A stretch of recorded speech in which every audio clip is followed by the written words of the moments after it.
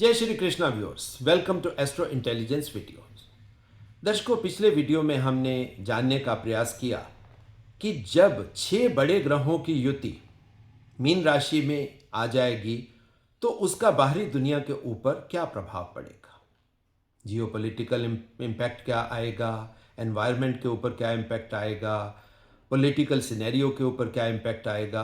बाहरी दुनिया के प्रभाव हमने जानने का प्रयास किया।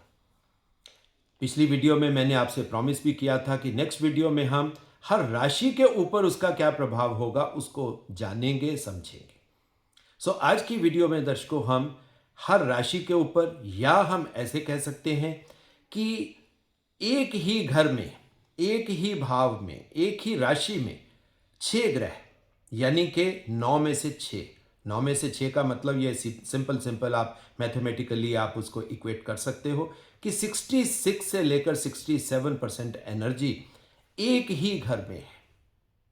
बाकी सारी एनर्जी आपकी 33% में आ गई। 67% एनर्जी एक ही जगह पर एकत्रित होने से हर इंसान, यानी कि जो भी जातक एक राशि में उनका जन्म हुआ है, उनके ऊपर क्या प्रभाव पड़ेगा।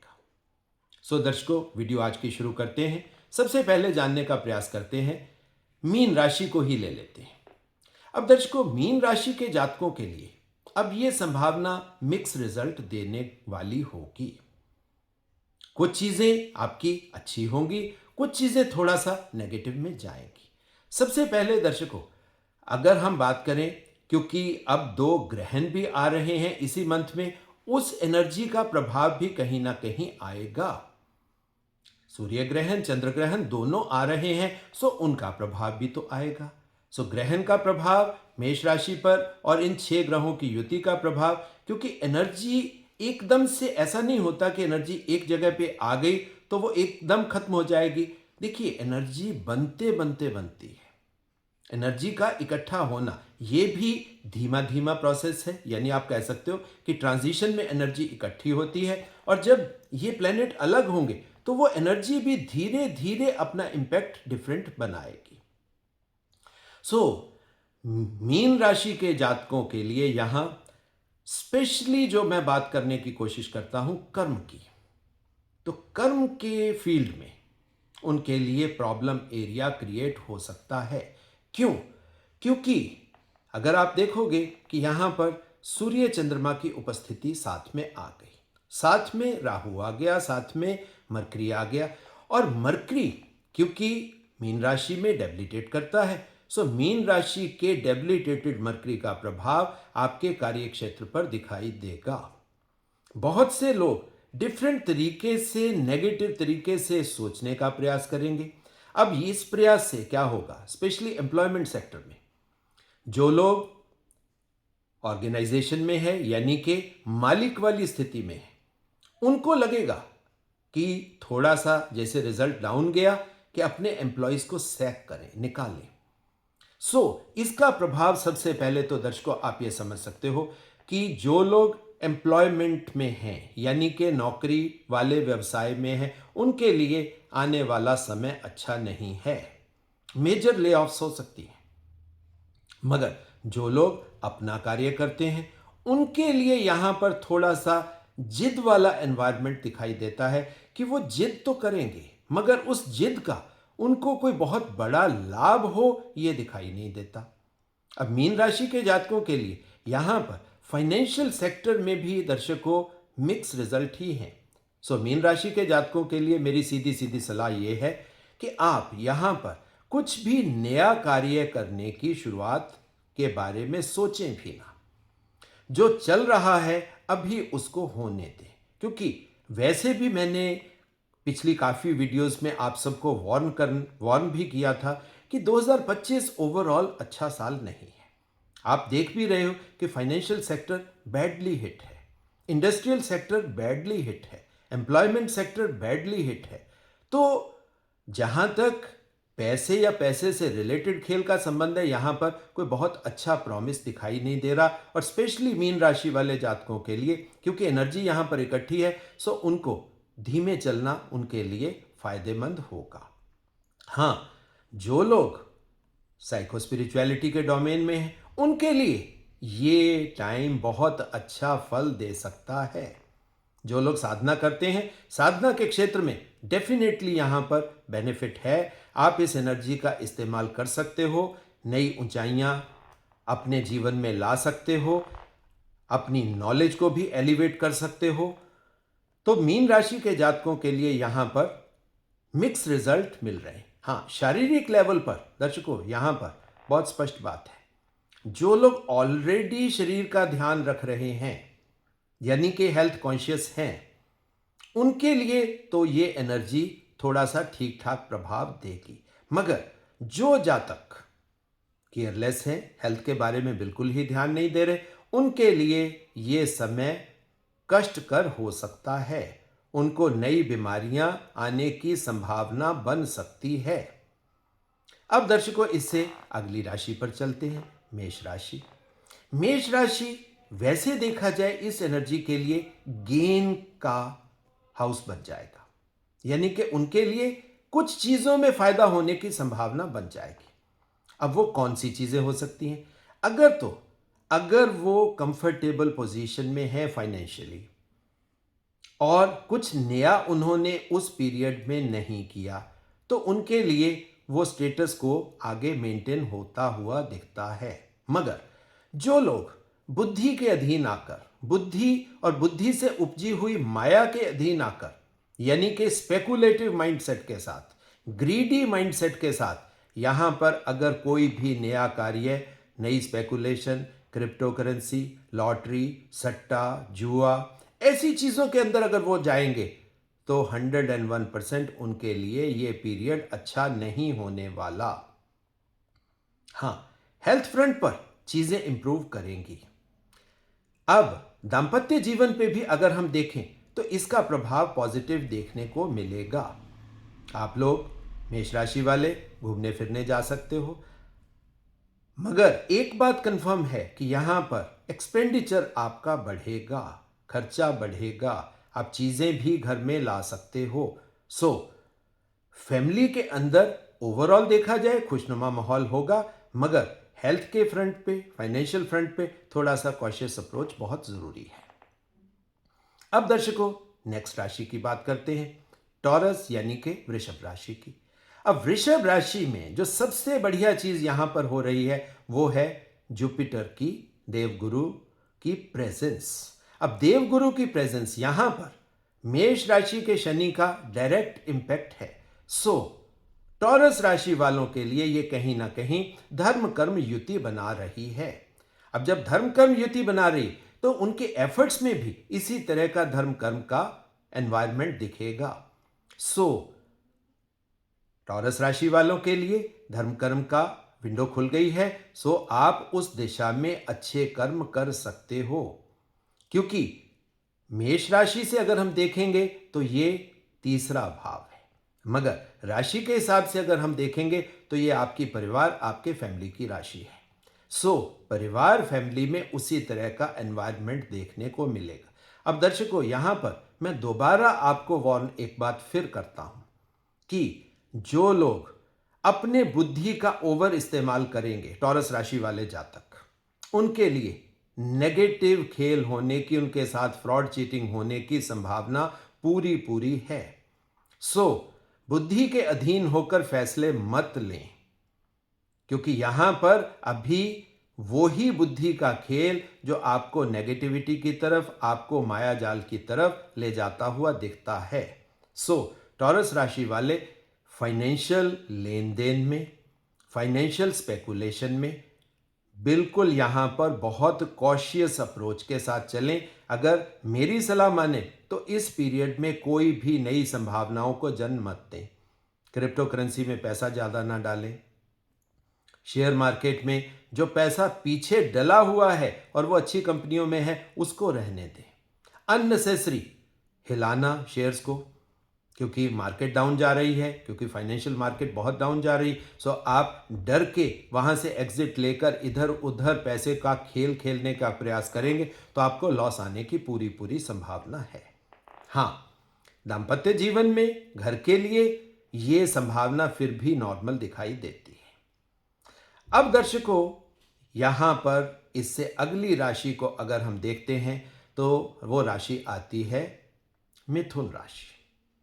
अब मिथुन राशि मीन राशि से ये चौथी है, यानी कि मीन राशि में जो 6 ग्रह आए थे उनके लिए ये सुख स्थान है।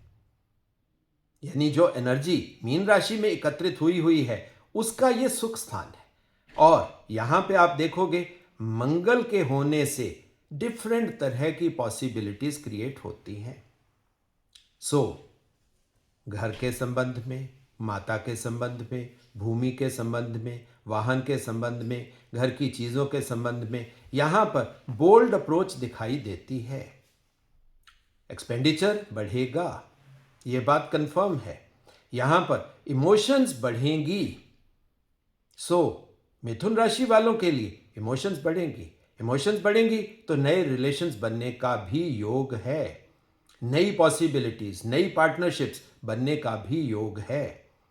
मगर जब भी दर्शकों मंगल की पॉसिबिलिटी इस तरह क्रिएट होती है, क्योंकि यहां पर बुध का वो प्रभाव, क्योंकि ये बुध यानी बुद्धि की अपनी राशि भी है, और ये क्योंकि चौथी राशि होने की वजह से यहां पर सुख होने की पॉसिबिलिटी दिखती है। तो यहां पर एक बात कंफर्म है कि मिथुन राशि के जातक यहां पर बहुत ही बैलेंस्ड मेंटल अप्रोच दिखाएंगे। और ये जो बैलेंस्ड मेंटल अप्रोच है ये पैसे के मामले में, स्पेकुलेशंस के मामले में, अगर कोई लोग अपना काम कर रहे हैं तो उनके एम्प्लॉयमेंट सेक्टर के मामले में, जो लोग गाड़ियों से संबंधित व्यवसाय कर रहे हैं उनके मामले में, या जो लोग घूमने फिरने वाले व्यवसाय, होटल हो सकती है, वेकेशनिंग हो सकती है, मतलब ऐसे व्यवसाय में जो लोग हैं उनके लिए भी यहां पर ये अच्छी संभावना देके जा सकती है राशि। अब चलते हैं दर्शकों कर्क राशि के लिए। अब कर्क राशि की अगर हम बात करेंगे तो कर्क राशि नेचुरल सुख स्थान है, मगर मीन राशि के एनर्जी कॉन्फ्लुएंस से अगर हम देखेंगे तो जो लोग ऑलरेडी रिलेशनशिप में हैं, रोमांटिक रिलेशनशिप में हैं, उनके लिए दर्शकों यहां पर मिक्स रिजल्ट आएगा। और यह सरप्राइजिंग बात होगी आप लोगों के लिए कि यहां पर यूनिडायरेक्शनल रिजल्ट नहीं है, यहां पर मिक्स रिजल्ट है। कुछ लोगों को लव रिलेशनशिप में एकदम से सक्सेस मिल जाएगी और कुछ लोग सक्सेस पे बैठे हुए एकदम से नीचे की तरफ जाएंगे। तभी मैंने कहा कि रोमांटिक रिलेशनशिप्स में यहां पर अनएक्सपेक्टेड रिजल्ट्स होंगे। हां, एजुकेशन के लिए यहां पर अच्छी संभावना दिखाई देती है। एजुकेशन मतलब जो बच्चे एजुकेशन ले रहे हैं, चाहे वो स्कूल में हैं, चाहे वो कॉलेज में हैं, चाहे वो उससे बड़ी एजुकेशन यानी कि डॉक्टरल या पोस्ट डॉक्टरल मतलब स्टडीज में हैं, उनके लिए यहां पर संभावना ठीक ठाक है। हां, स्पेशली कर्क राशि वालों के लिए करियर में दर्शकों यहां पर अच्छा योग दिखाई नहीं दे रहा। उनको डिफिकल्टीज आएंगी, उनको स्ट्रगल मिलेगी, यह बात कंफर्म है।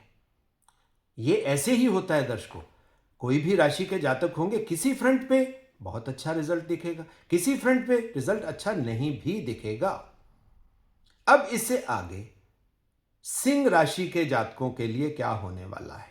अब सिंह राशि के जातकों के लिए दर्शकों मटेरियल दुनिया, बाहरी दुनिया, पैसे की दुनिया, वहां पर डिफिकल्टी है, बिल्कुल है। और ये जो डिफिकल्टी है ये उनको अपने जीवन में दिखाई देगी। कर्म के क्षेत्र में भी डिफिकल्टी दिखाई देगी। अननेसेसरी सेल्फ रिस्पेक्ट के इश्यूज खड़े हो जाएंगे। सेल्फ रिस्पेक्ट के इश्यूज खड़े होने से जॉब में उनको प्रॉब्लम्स आने की संभावना क्रिएट होगी ही होगी, चाहे वो सेल्फ रिस्पेक्ट का इशू आपके अंदर आ जाए या आपकी एडमिनिस्ट्रेशन बॉसेस के अंदर आ जाए, तो वो तो देखने को मिलेगा। इसके साथ ही लेन देन, यानी कि ये लेन देन दर्शकों दो तरह से होता है। ट्रेडिंग भी इसमें हम ले सकते हैं और मैथमेटिकल कैलकुलेशन यानी कि फाइनेंस को भी यहां पर ले सकते हैं। इन दोनों सेक्टर्स में प्रॉब्लम आने की संभावना है। हां, जो लोग आत्मा के रास्ते पर, अध्यात्म के रास्ते पर, धर्म के रास्ते पर चले हुए, उनके लिए यहां पर सुखद संयोग होंगे। सो दर्शकों, स्पेशली सिंह राशि के जातकों के लिए यहां पर मेरी एडवाइस ये होगी कि आप धर्म का रास्ता पकड़ लीजिए, आप अध्यात्म का रास्ता पकड़ लीजिए, साइंस और अध्यात्म को मिलाकर वो रास्ता पकड़ लीजिए, तो आप इस एनर्जी को अच्छे तरीके से डाइजेस्ट कर पाओगे। दुनियावी चीजों में इस एनर्जी को यूज करने का प्रयास करोगे तो आपको दुख ही मिलेगा। अब आते हैं अगली राशि यानी कन्या राशि के ऊपर। अब कन्या राशि में दर्शकों, ये राशि मीन राशि के सप्तम भाव में आ गई। अब यहां पर केतु आ गया। अब केतु आने से दर्शकों क्या हुआ, उन राशि के जातकों के लिए पास्ट की घटनाएं खुल गई। Partnership plus past. अब ये पार्टनरशिप बिजनेस का भी हो सकता है, पार्टनरशिप जीवन का भी हो सकता है। सो लाइफ पार्टनर के साथ पास्ट की घटनाएं स्ट्रांगली सामने आ सकती हैं। बहुत से लोगों का यहां पर पास्ट छूट सकता है और पास्ट से उपजी हुई नई संभावनाएं भी खड़ी हो सकती हैं। यानी कि बहुत से लोगों को यहां पर ऐसे भी होगा कि भाई पीछे जो चीजें दब गई थी अब वो दोबारा से उठ के खड़ी हो गई। यह भी हो सकता है कि जो चीजें पीछे से चली हुई थी वो खत्म हो जाए, क्योंकि केतु का प्रभाव तो दर्शकों अब आना है। अब एक तरीके से आप सीधा सीधा समझ सकते हो कि यहां पर 6 नहीं 7 प्लैनेट्स का इंपैक्ट आ गया। अब ये जो 7 प्लैनेट्स का इंपैक्ट है दर्शकों, ये बहुत ज्यादा स्ट्रांग इंपैक्ट है। और ये जो स्ट्रांग इंपैक्ट है ये स्पेशली कन्या राशि वालों के लिए है। अब कन्या राशि बुद्धि की स्ट्रांग राशि है। अब बुद्धि के मामले में स्ट्रेंथ आती है, मगर डेबिलिटेटेड बुद्धि का सीधा सीधा दृष्टिपात भी यहां पर आता है। सो कुछ चीजों में बुद्धि बहुत बढ़िया सॉल्यूशंस देगी। तभी मैंने कहा ना, पास्ट की कुछ चीजें जो दबी हुई थी वो उठ के खड़ी हो सकती हैं, या कुछ चीजें जो पास्ट से चली आ रही थी वो यहां पर खत्म होने की संभावना बन सकती। सो जो भी लोग दांपत्य जीवन में प्रॉब्लम्स ले रहे हैं उनके पास एक बहुत सुखद योग यहां पर बनता हुआ दिखता है कि भाई अपने डिफरेंसेस को अब आप खत्म कर सकते हो। यही चीज कार्य क्षेत्र में जो लोग पार्टनरशिप्स में हैं उनके पास भी एक बहुत बड़ी अच्छी संभावना बन रही है कि यहां पर पास्ट डिफरेंसेस सब खत्म किए जा सकते हैं और नई संभावनाओं की शुरुआत की जा सकती है। क्योंकि बुद्धि ने यानी डेबिलिटेटेड बुद्धि ने आपको जो थोड़ा सा प्रॉब्लम का रास्ता दिखा दिया था, आप प्रॉब्लम में फंस गए थे, अब यहां पर बहुत सुखद योग बन रहा है कि भाई बुद्धि, पॉजिटिव बुद्धि अब आपको अवेलेबल होगी। 7 प्लैनेट्स की ऊर्जा यहां पर आपको अवेलेबल होगी। आप पुरानी चीजों को शांत करके खत्म करके नई संभावनाओं को जन्म दे सकते हो। जिन लोगों के यहां पर बहुत स्पष्ट बात है, जिन लोगों के एंसेस्ट्री के या एंसेस्ट्री से रिलेटेड, जैसे कुछ लोगों का डिवोर्स का केस चल रहा है, या जिन बच्चों डिवोर्स हो गया, कोर्ट में पिटीशन लगी हुई है बच्चों की कस्टडी के ऊपर, दर्शकों यहां पर ये संभावनाएं अब बनती हुई दिख रही है कि इस तरह के मैटर्स यहां पर एमिकेबली सेटल होते हुए दिखते हैं।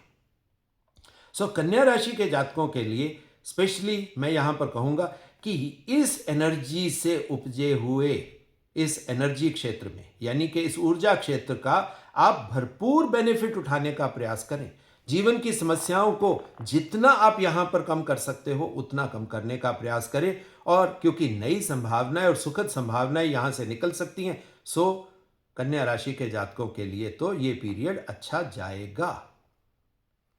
अब दर्शकों चलते हैं कन्या राशि से बाद तुला राशि, बैलेंस। मगर मीन राशि से तुला राशि दर्शकों यहां पर अष्टम में चली गई। अष्टम मेटीरियल चीजों के लिए तो अच्छी जगह नहीं है।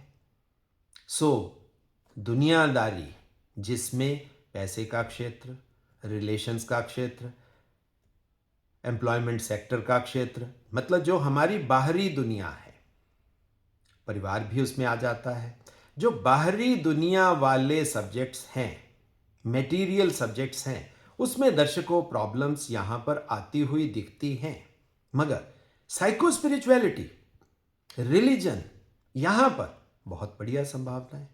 मगर तुला राशि होने की वजह से जो तुला राशि के जातक होंगे वो इस पॉजिटिव नेगेटिव, इस हायर और लो एनर्जी को बैलेंस कर सकेंगे।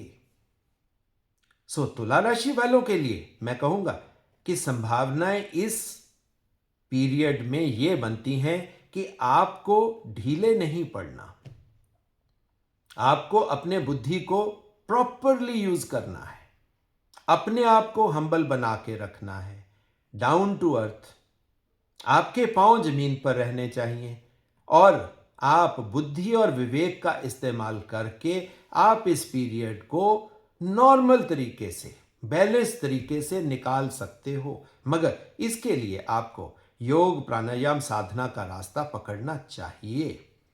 जो दर्शक योग प्राणायाम साधना नहीं करेंगे उनके लिए थोड़ी सी मेरी एडवाइस यह है कि आप अपने कार्य क्षेत्र को, आप अपने प्रोफेशन को क्या बना लो, कर्म योग की तरफ ले जाओ।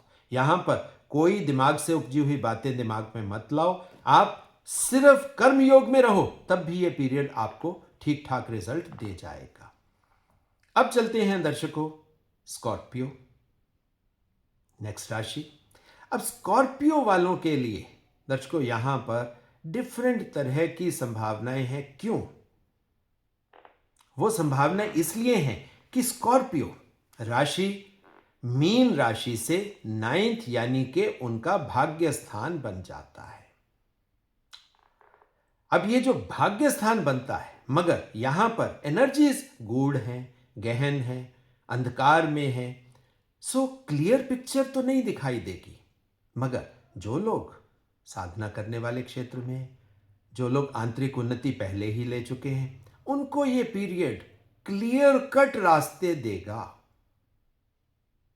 क्लियर कट रास्ते देगा दर्शकों।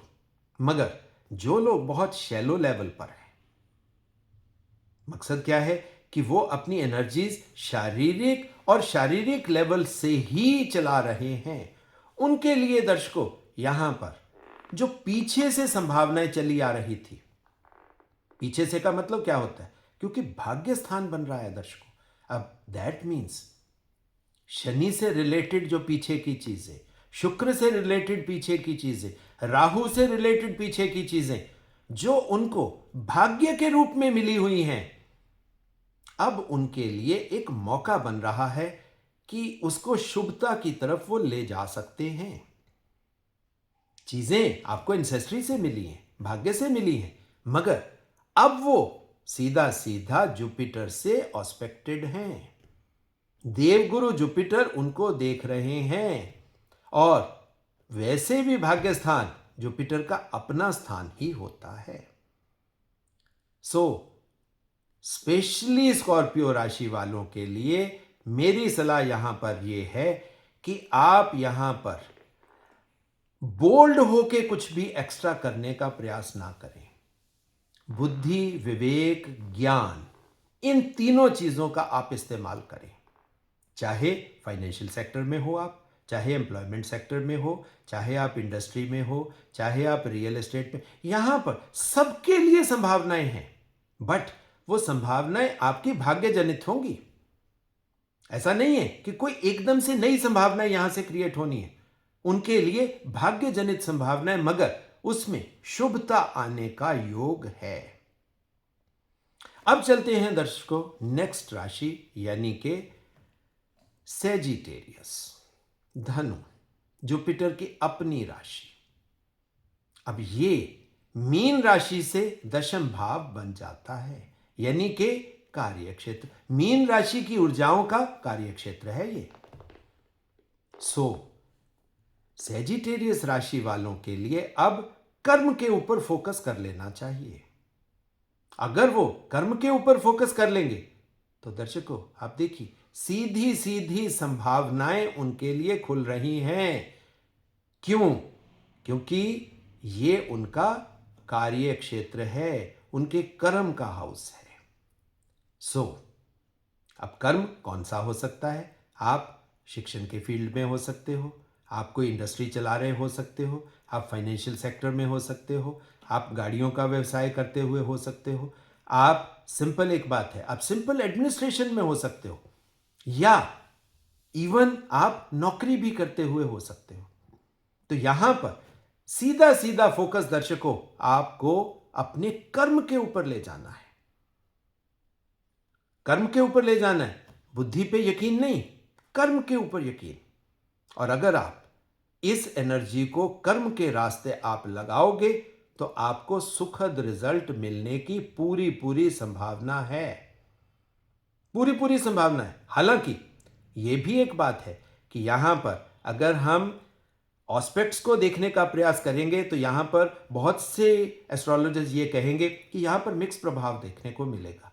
मगर दर्शकों, अब जो मिक्स प्रभाव है, मिक्स प्रभाव में जो लोग अपनी एनर्जी को एक तरफ फोकस में डाल देंगे, अगर हम अपनी एनर्जी को अलग अलग डायरेक्शंस में घुमाएंगे तो नेचुरल बात है कि वो मिक्स प्रभाव रहे। अगर हम उसी एनर्जी को फोकस करके अपने कर्म, अपने प्रोफेशन पे डाल देंगे तो दर्शकों यहां पर फल मिलता हुआ दिखता है।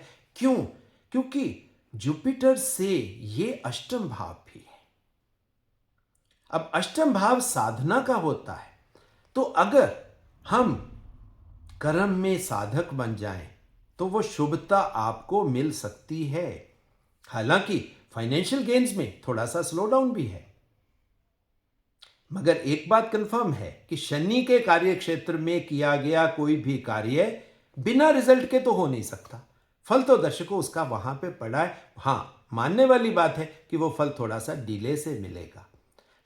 यहां पर मेरी सलाह जातकों के लिए यह है कि आप पेशेंस से, पूरे फोकस के साथ, पूरे कर्मठ बन के अपने कर्म को करते रहें। अब चलते हैं दर्शकों नेक्स्ट राशि। अब नेक्स्ट राशि कौन सी है? वो तो शनि की अपनी राशि हो गई, मकर राशि, कैप्रिकॉर्न। अब कैप्रिकॉर्न अगर हम फलादेश के हिसाब से देखेंगे तो उन 6 प्लैनेट्स की ऊर्जा यहां पर इच्छा पूर्ति करती हुई दिखाई देती है। दर्शकों, मकर राशि वालों के लिए तो यह बहुत शुभ संकेत है, क्योंकि एक तो उनका अपना घर हो गया, अपने घर में इच्छा पूर्ति। अब आप सीधा सीधा समझिए, क्योंकि जो 6 प्लैनेट्स की ऊर्जा, आप सीधा इसको कैसे समझ सकते हैं कि 6 प्लैनेट्स एक सीड है, उस सीड के अंदर ऊर्जा बहुत है। जब वो सीड फलित होगा, उस सीड के फलित होने से हजारों लोगों की इच्छाएं भी तो पूरी होगी ना। तो ये स्थान उस इच्छा पूर्ति का भी है, धन लाभ का भी है। सीधा सीधा आप ये भी समझ सकते हो कि भाई जिन जातकों को पीछे लाइफ में थोड़ा स्लो डाउन मिला हुआ था, तो उनके लिए यहां पर अच्छी संभावना है। बट यहां पर एक बात वार्निंग भी है दर्शकों। वार्निंग क्या है?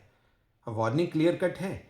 यहां पर आपको बहुत ज्यादा स्पेकुलेशन में नहीं जाना, माया के खेल में अपने आप को बहुत ज्यादा फंसा मत लेना।